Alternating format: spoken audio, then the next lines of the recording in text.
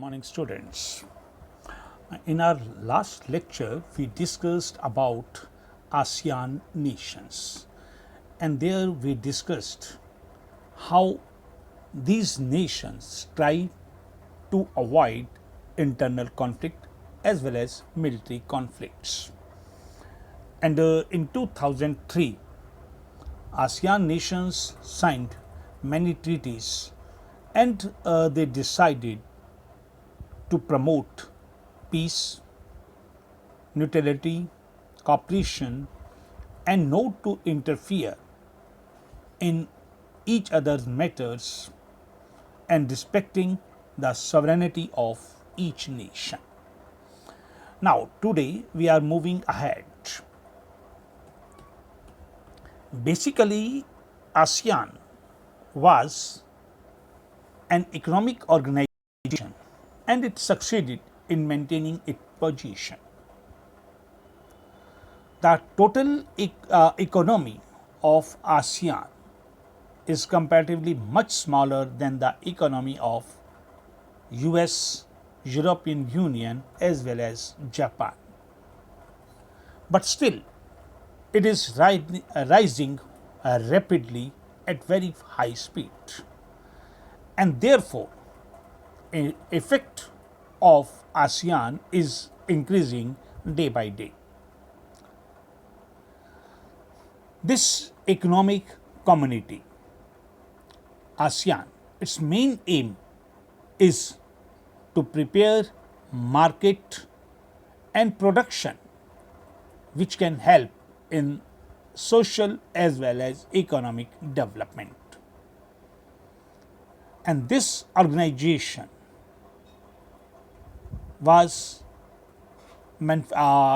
constructed or established to settle the economic disputes with the modernization. Though they have invested in labor and services, and they had paid attention towards such matters. And that's why the countries like US and China also tried to cooperate with this organization. ASEAN is the fastest rising regional organization, and its visionary document 2020. In it, its role was felt and it was given much importance. ASEAN has tried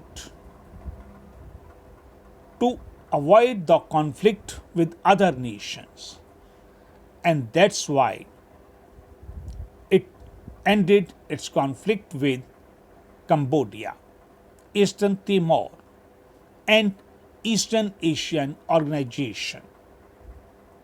And therefore, in 1999, since 1999, they have been calling its meeting annually. Now, the economic power and other importance of ASEAN, especially for India and China, that is rising very high speed. With the development of trade and investment in Asian nation, which has made it very attractive place for investment. In the early years, in Indian foreign policy, ASEAN was not given much importance. But now, seeing its importance, India has made efforts to improve relations with these countries. And India has improved relations with two nations like Singapore as well as Thailand. And India has signed free trade agreement with these two nations.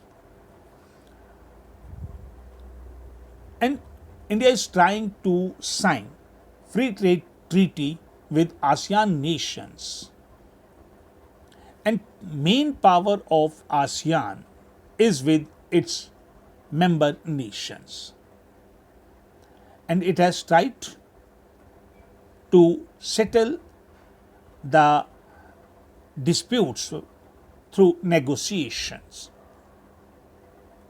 And it is the only organization of Asia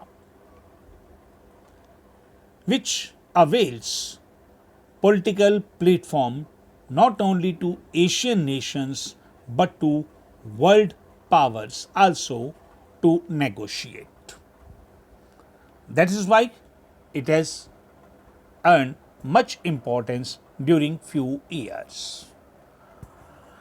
Now we come to rise of Chinese economy. As you know well, China is our northern neighbor, and it is the third power of center. As an economic power, China has risen rapidly, and we have felt it many times. In 1978, China started writing story of its success as well as a big power.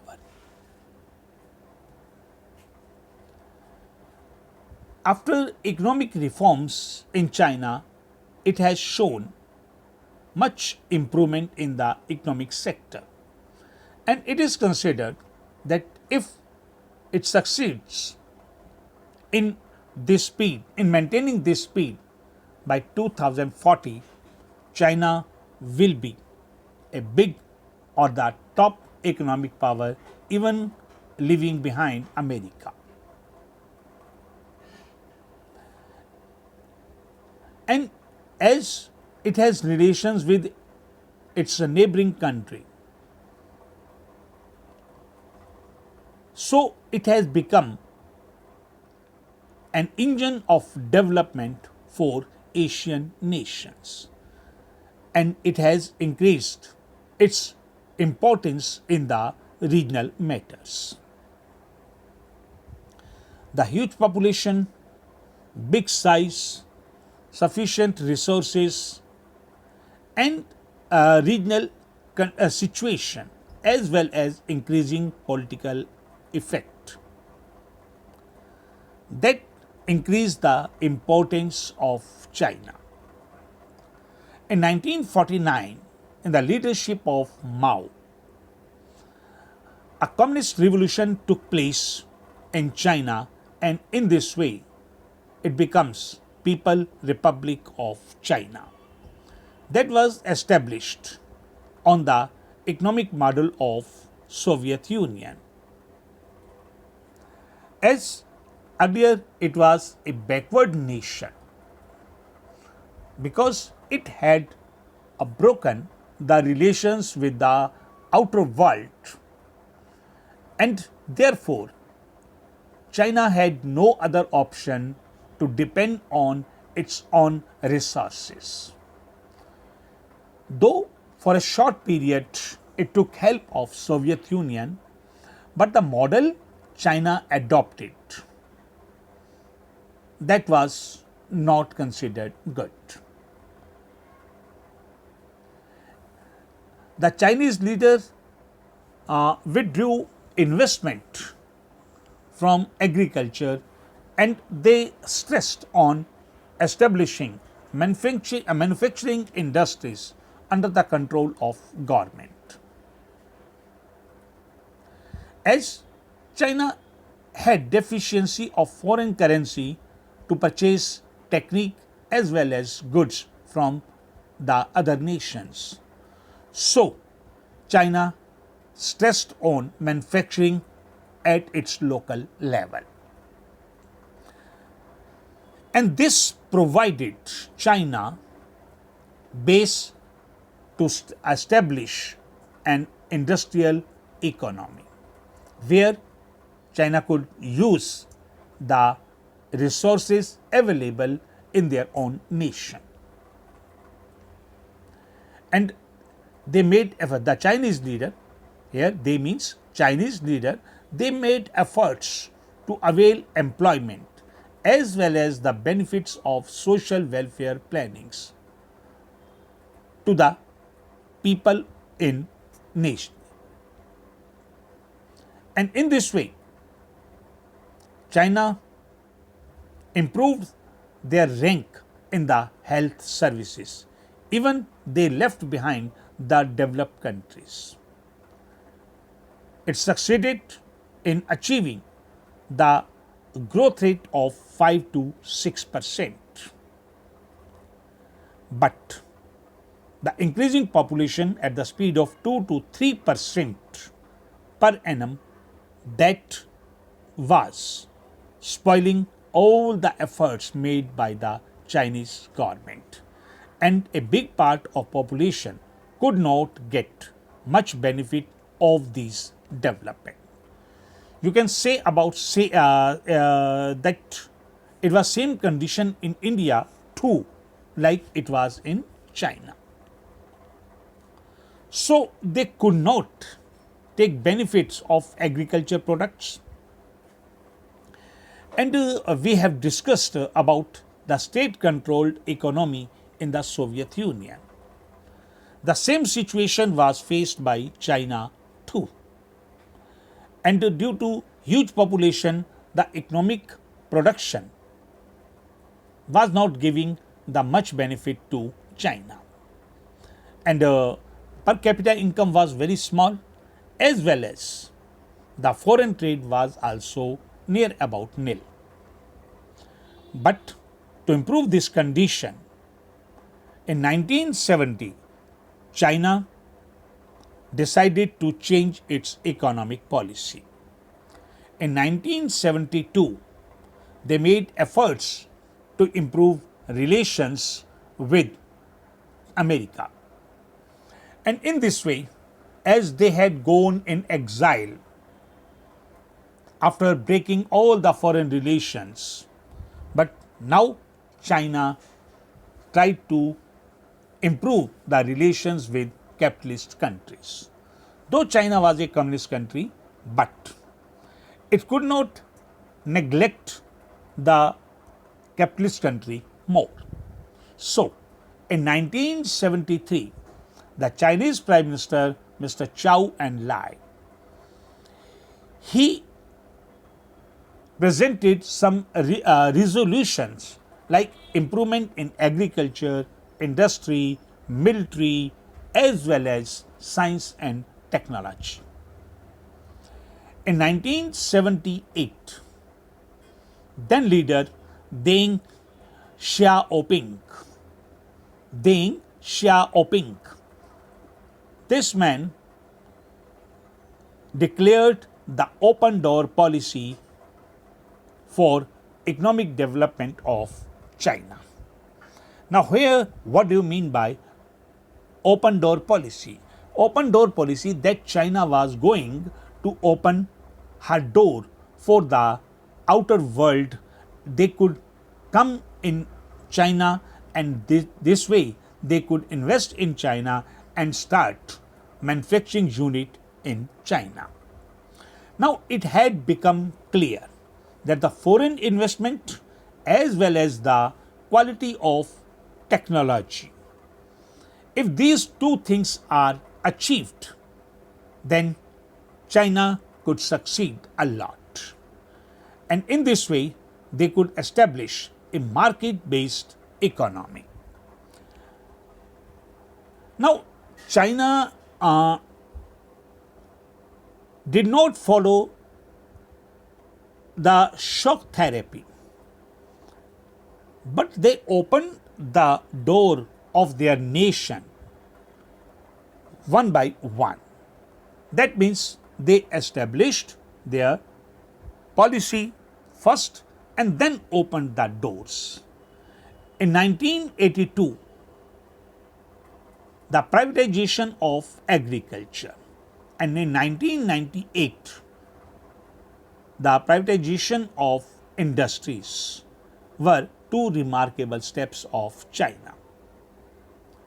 And in this way, in trade, they removed the obstacles on the way to special economic areas or special economic zones, where the foreign companies could come to China and they could invest in China.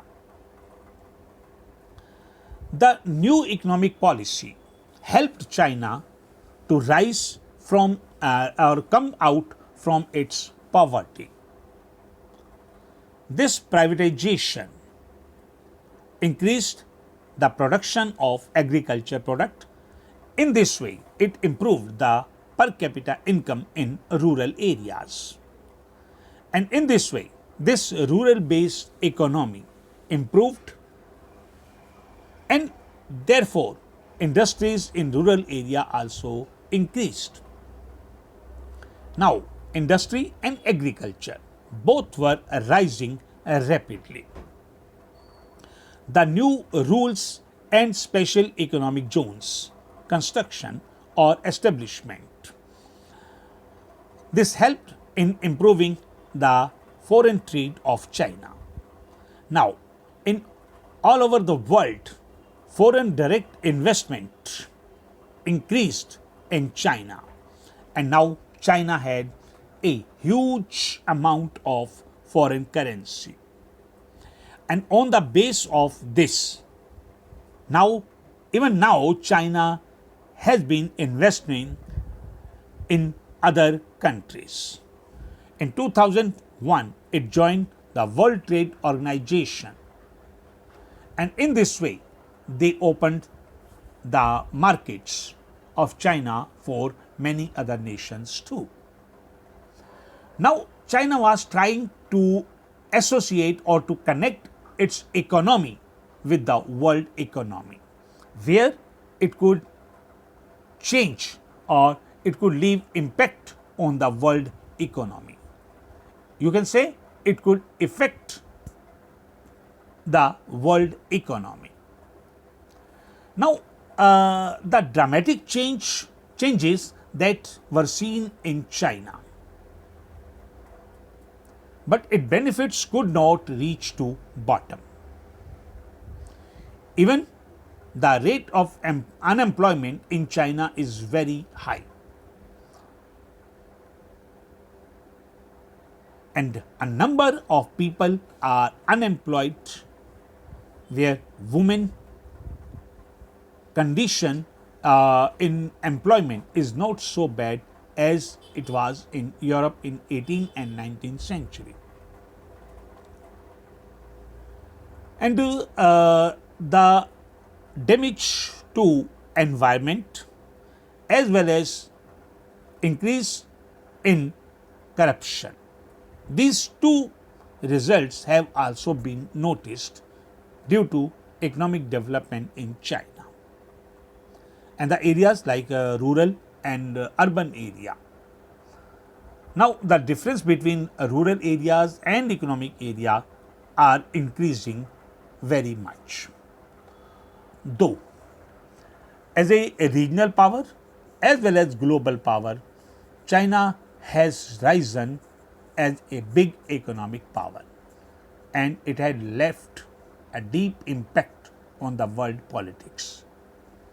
Now, you know well that most of the companies of various nations have established their production unit in China due to its less cost. Now, China not only leaving effect on politics but in industries also. Now, the countries like Japan, China, US, ASEAN nations as well as Russia, they all have put their disputes aside, and it is hoped that soon China will improve relations with Taiwan also. And in this way, the economy of Taiwan will also be affected by China. In 1997, after the economic crisis, the ASEAN nations they also sought help of China in improving their condition. The Latin America as well as African nations. Their policies are also affected by China. Now we come to relations between India and China. You know well that both nations have relations since the Gupta period. And you have studied in your earlier classes that many Chinese travelers visited India for higher studies. In ancient time, China had left deep impact on the small nations around it. And these small nations used to pay tribute to China. And the Chinese royal families or Chinese dynasties, they ruled over Mongolia, Korea and Indochina. And many dynasties in India, they also had relations with China. Now whether it is India or China, not only they had the political relations, but they had economic, religious as well as cultural relations also. Though the interest of both nations could not have conflict with each other, therefore the both nations tried to improve the relations, but could not succeed.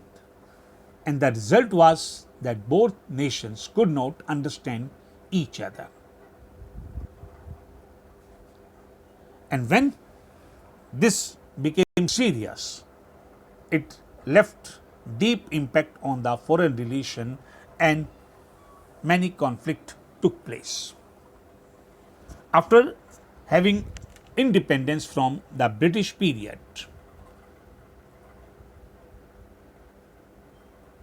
China forced the foreign powers to leave their nation, and then it was hoped that the developing countries of Asia would come close to each other and they were to play important role in the world politics. Even in the sixth decade of 20th century, both countries tried to come close to each other, and in this way they gave a slogan, Hindi Chini Bhai Bhai. And this slogan became very popular. But soon, due to conflict over boundaries of the nations, it ended. After independence in 1950, China tried to occupy the neighboring country Tibet, and they started as establishing their human population there, and it was the beginning of becoming poor relations of both nations. China has claimed over some parts of India in east in Arunachal Pradesh as well as in some parts of Ladakh like Aksai Chin also. And these became the cause of conflict between the two nations in 1962, and in this way Indo-China War took place. Unfortunately, India had to face defeat in this war, and it left deep impact on the relations between the two nations, and for a long period they did not have any political relation or diplomatic relations. Till 1976, both nations could not come close to each other. But later, Slowly, they tried to improve the relations between the two nations, and in the later part of 1970, there was a political change in China, and now the ideological issues, now trade issues were becoming important. Therefore, China tried to improve relations with India.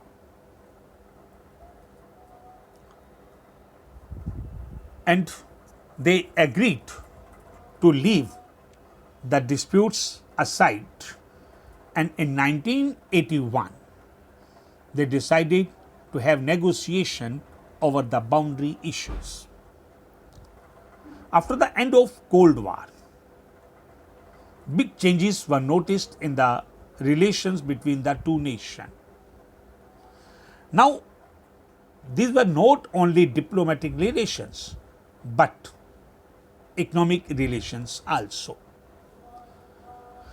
Now, both the nations accept each other as the rising power in the world politics, and they both want to play important role not only in economy but politics also.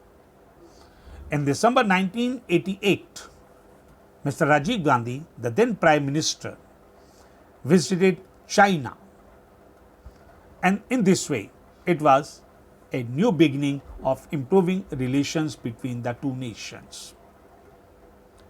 Now they decided to have the situation stand still and try to put aside the conflicts between the two countries. They started exchanging culture, science, technology, and they signed to open 4 military posts for the trade purpose. Since 1999,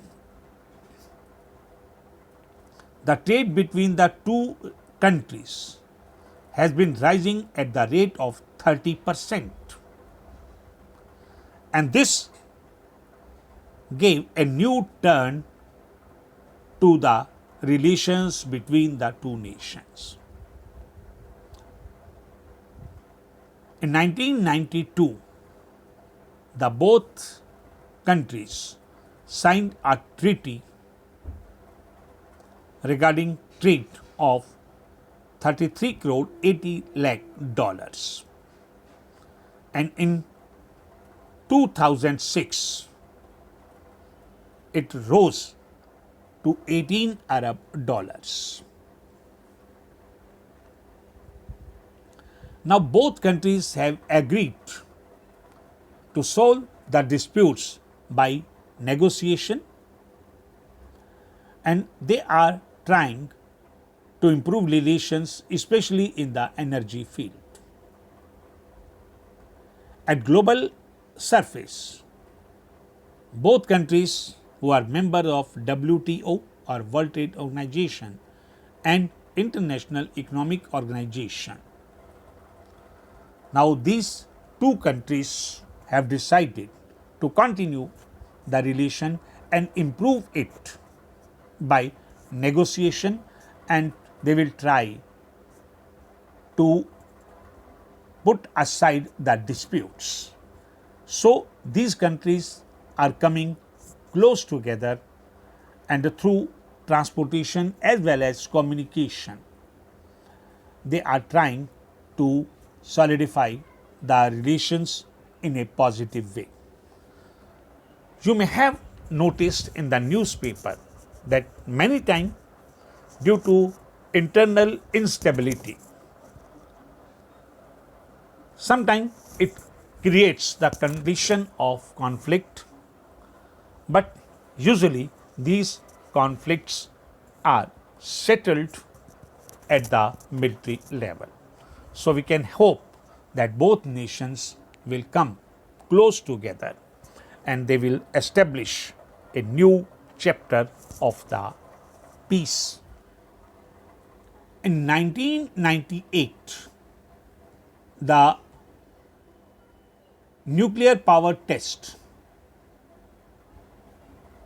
was declared positive regarding the danger from China, but still the relations had not deteriorated, and though China had helped Pakistan in establishing their nuclear program, but these countries have you can say average relations with Bangladesh as well as Myanmar. But still there is no big conflict between the two nations, and we can hope both countries will succeed in solving their border disputes, and it will be a beneficial for the world. And this is the end of your chapter. Prepare your questions from these chapters, and later we will discuss about it also. Have a good day. Thank you.